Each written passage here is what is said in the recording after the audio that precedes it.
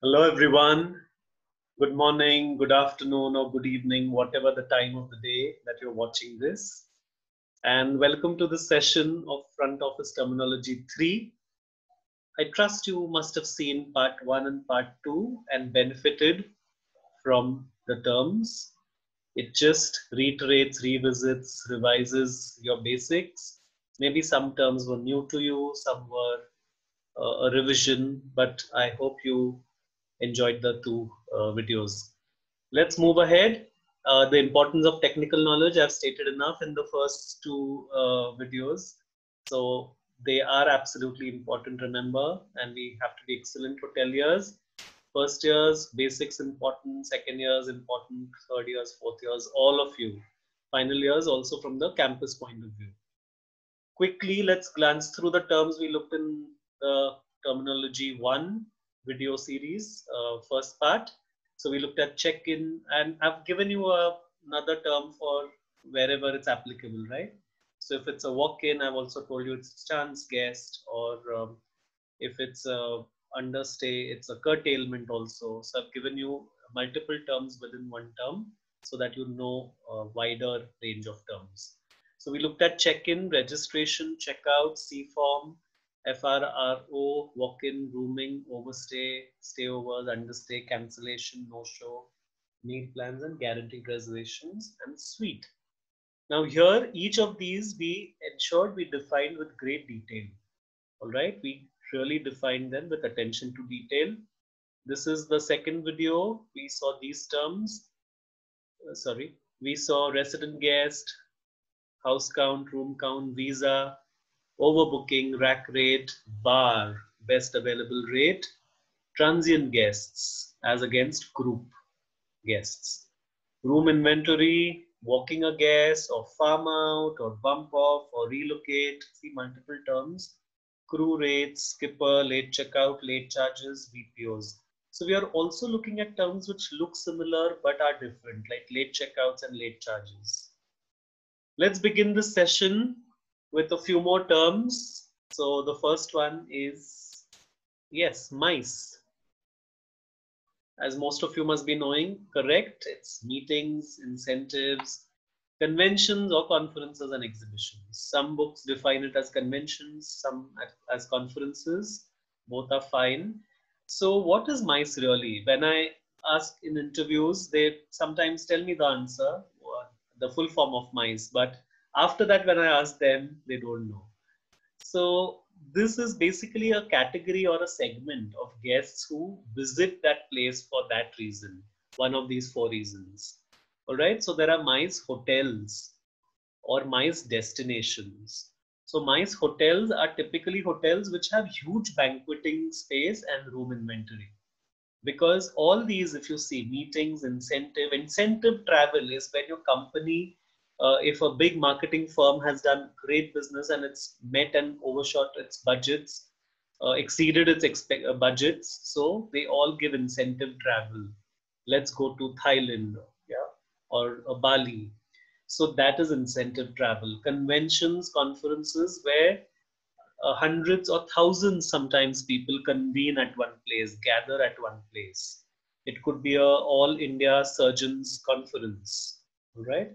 Or all travel agents from the Southeast Asia region could be convening at a place. And exhibitions, of course. You've heard of huge exhibitions in Dubai. So these are MICE destinations, and MICE hotels are those with a lot of banqueting space, huge rooms and banquet halls, and a lot of room inventory. Moving on, long stayer. As I keep saying, some terms look really simple. You must be thinking, why has he put them here? Is it a term also? But it's important to know in detail, or it's important to know really well. Your basics have to be absolutely solid, firm foundation. So long stayer, a resident guest who has booked a room for a week or more. Here I was tempted to type the following definition.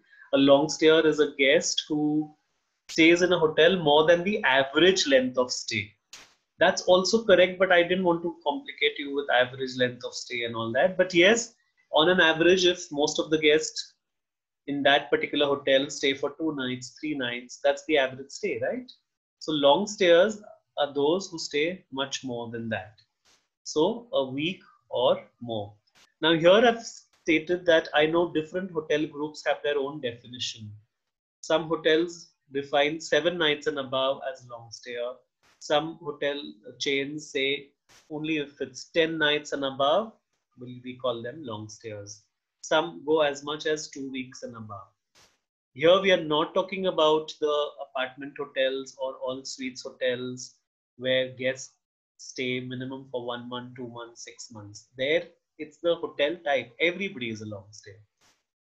But here I'm talking about regular hotels, city hotels, business hotels, even a resort probably, but long stay. All right. So hotels usually have a long stay policy. Long stay policy would include how they'll be greeted, how they'll be recognized throughout by the hotel, all employees across departments. What will they get as surprises? Because when you're having new guests every second day, you don't have to plan much in terms of your turn down service. It could be chocolates one day, it could be another, maybe amuse bouche the other day. But here you have to meticulously plan for long stayers because they should not say, oh no, not again. Because they're staying with you for 10 days, 15 days. So it's best that you really plan separately for them. You make sure they get a really nice room. If they need extra things in the room already, you give them. If they need extra amenities or facilities, or you open up more things for them because they're almost like your resident guests, long stay guests were staying almost like second family, and you become their second home. So you need to ensure that the long stayers are really, really comfortable because they're staying with you longer. I know chefs plan special menus for them because every day they order from room service or in room dining. So the menu becomes very repetitive for them.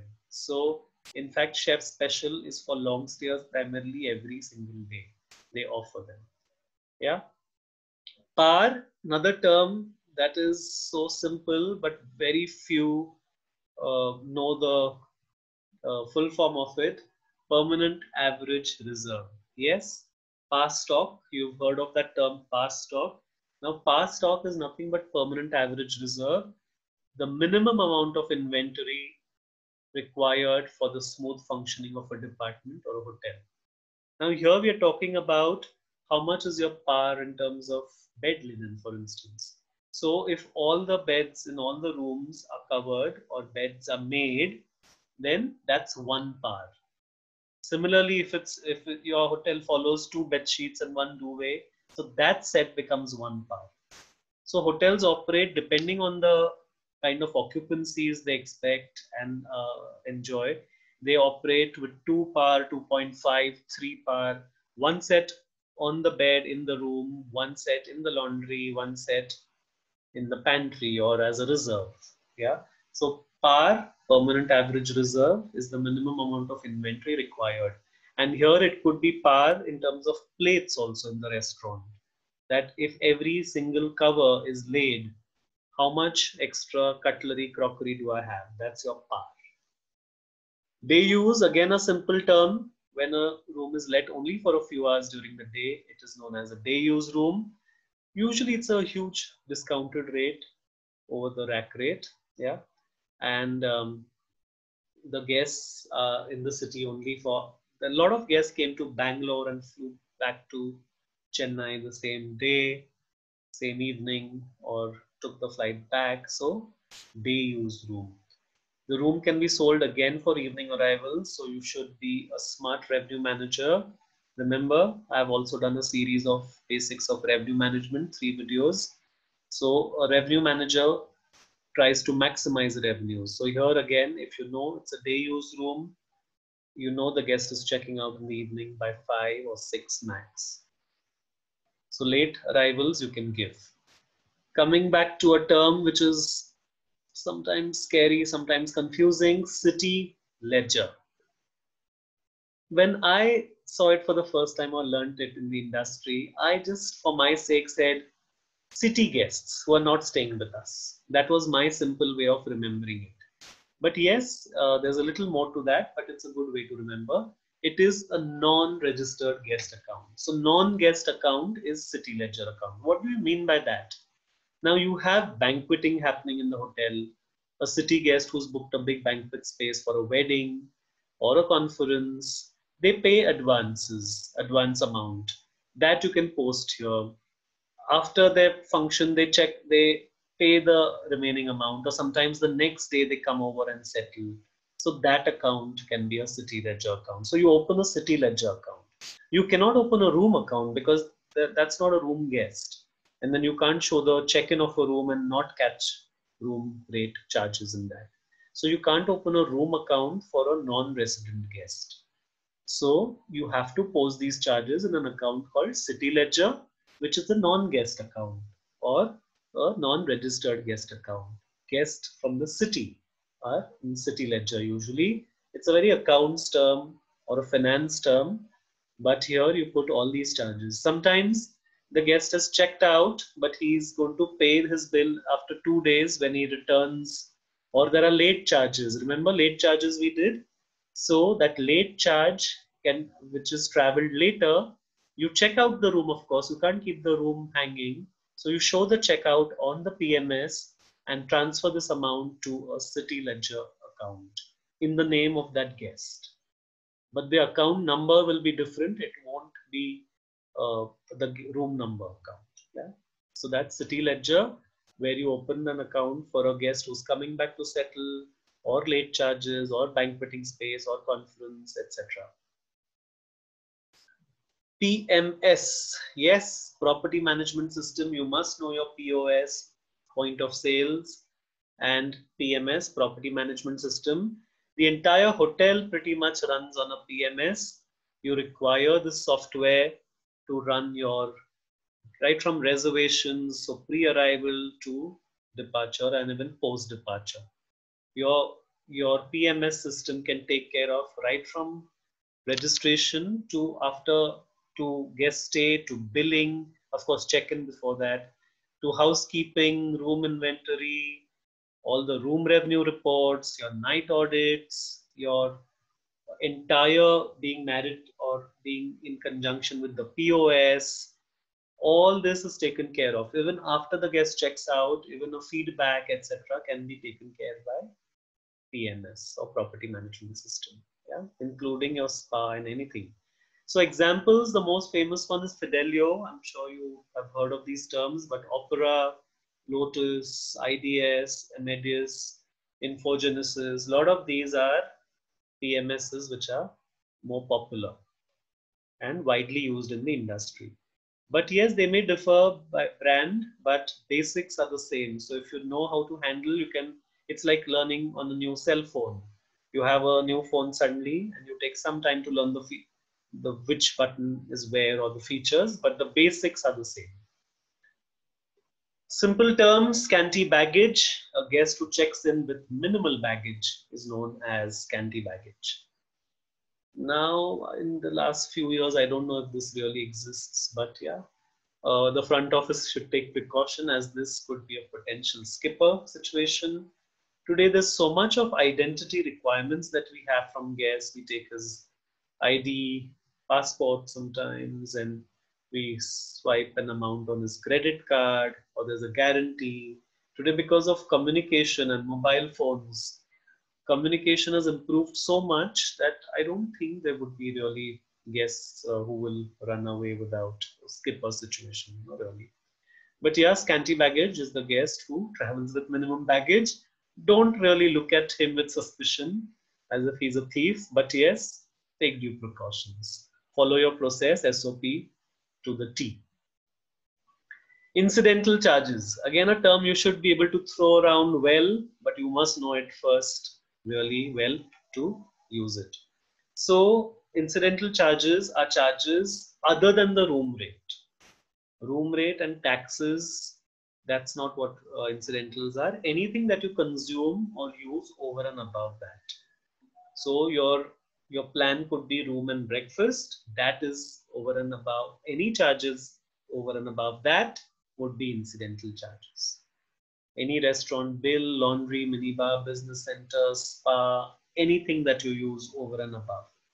So remember, when you have a walk-in or chance guest, or you see a scanty baggage potential skipper, or you just have a guest whom not much is known about, you ensure you take a good amount of advance, you block that amount or swipe his credit card for room rate plus incidentals. So what do you mean by that? If the room rate is 10,000 per night, and if he's staying for 2 nights, you charge a straight 20,000 plus incidental. So I would say plus 5 or 10,000 for any of these extra is what you block. Of course, with the authorization of the guest. So these are incidental charges. Sleeper, industry term for a room identified in PMS. Now you know PMS, Property Management System, in PMS records as occupied, but it is actually unoccupied. It can be vice versa also. It just means that somebody has, it's a manual error, somebody has forgotten to show a checkout, or vice versa also. Yeah, it could be occupied but not shown. Even that is a dangerous situation. Anything which has a discrepancy, yeah, in terms of the system and the actual physical real condition of the room, that's a sleeper. So you have to be careful, really meticulous.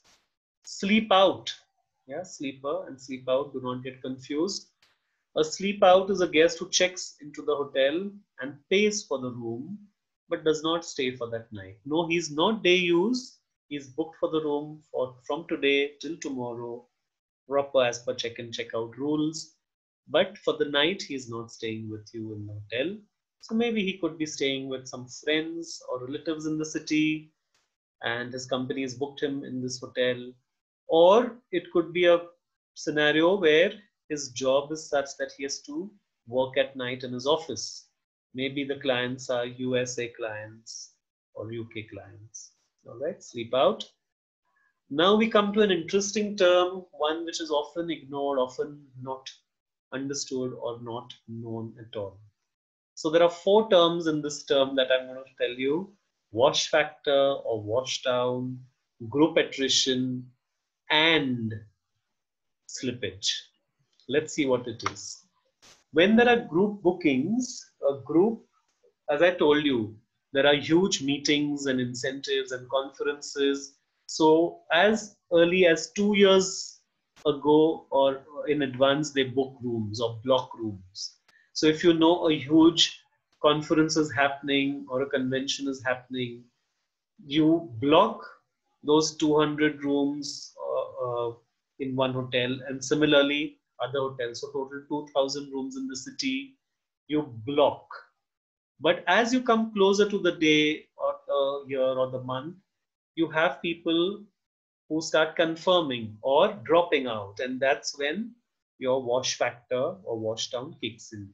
So the difference between expected or blocked rooms of a group to the actual number sold. So you may have blocked 200 rooms with me in my hotel, but as the conference or convention date nears, you start saying that, listen, I don't need 200, now I need maybe 150. And then you actually end up taking only 125. So these remaining for 75 rooms that you have not taken is my wash factor or group attrition or slippage. Very important to understand that, and hence project or forecast rooms accordingly, because group guarantees are very less. And as I said, you have people maybe traveling from the world, and so many things can happen in the last minute or as closer to the date. So 1 month before, you have a clearer picture, and then you can unblock the rooms or take it out of the, but you always need to have some idea of the wash factor.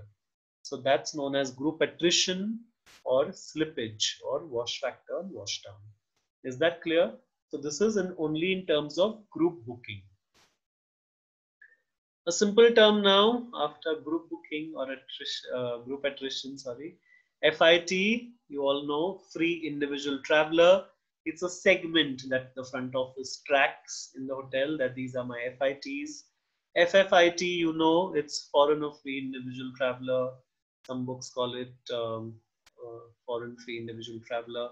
So FIT is a person who's not associated with a group and is traveling on his or her own. Yeah. I've put this again, basic term, you'll realize why after the first video where we looked at meal plans, why suddenly full board. But yes, even if you know meal plans or pension or full board or AP can be confusing. So these are all the names for the same thing, AP or American plan or full board, or in French it's known as en pension. A meal plan that includes room rate, taxes, and all three meals, breakfast, lunch, and dinner. You know this. A lot of resorts have this plan, especially in a place like a Maldives or Mauritius, where you're confined to the island primarily. Otherwise, they have some modified American plan where you have the flexibility to eat at any restaurant during lunch or step out of the resort or hotel for lunch and come back for dinner. Another important term, often not understood. I always used to say that every checkout should be so fast and efficient that you don't need express checkout, but that's not true. Express checkout actually means that the guest doesn't require to come at the front desk for checkout. So it's conceptually very different. Yes, every checkout should be an express checkout from the efficiency point of view or speed point of view. Your bills should be ready. Your guests should not be left waiting. Your folio should be all perfect. Your supporting should be in place. Checkout should be very smooth, error-free, and absolutely fast. But express checkout as a process, some hotels offer this where the guest can just at reception or at check-in registration, sometimes they give you a little card which says express checkout and your signature. So you're authorizing them to charge on your credit card, the details of which are with them, and or send the bill later to them. And but you don't need to come to the reception and actually wait in the queue or wait for your bill to be printed. You check it, you swipe your credit card, get the final copy, put it in an envelope, and then take. So express checkout, you don't require physically to go down and you can authorize the hotel to charge on your card. That's express checkout. It works as a system. Some hotels slip in the interim bill copy or folio into the guest room the previous night, so guest can go through his or her folio and check charges if required. The last term, a simple term to end this video, wake up call. You will say again, is it a term? Yes. A service provided by a hotel to wake a resident guest at the requested time. I know it's a funny, simple answer, but here I wanted to bring your attention to automated system where today fancy telephones and IP, internet protocol telephones, gadgets, of course, everybody has a cell phone today. But believe you me, there are still many guests in the hotels signing up for a wake up call and manual wake up call. They don't want to take any risks if they oversleep or snooze. They want to ask the hotel to wake them up because they know that if they don't wake up with that one call or the second call, somebody will come right up to their room and wake them up by ringing the bell. All right, especially people who really sleep very, very soundly. So manual wake up call is when you actually, there's an SOP for that. Hotels meticulously train and follow that, where you use the guest name, you ask for the wake up call details, you ask what time, would you like a reminder, would you like tea or coffee along with it, and then repeat all that, and that's how you register a wake up call. All right. So certainly, Mr. Kapoor, I would like to confirm your wake up call for 5:30 a.m. tomorrow morning, and you would like a reminder after 5 minutes at 5:35 or 5:40, and along with some herbal tea. So that's how you register or take a wake up call booking. And then while giving a call, you just call and say, good morning, Mr. Kapoor. This is your wake up call for 5:30 a.m. Have a pleasant day. and tell about the tea if it's at the door or waiting, depending on your hotel policy. So there's a proper standard operating process or SOP for a wake-up call. All right, wonderful. So these are the terms we discussed. If you feel you haven't understood one particular, you can go back to that term, just rewind your video. But these are the terms we looked at today. I hope you remember them really well and understand them completely, conceptually, not just know one-liner. But if somebody probes or asks you more, you should be able to tell them. All right, there's a quiz. I would urge you to take the quiz at the end. It's in the description, references. Thank you so much for your time. Thank you for your attention. Thank you for your commitment to be excellent hoteliers. Thank you.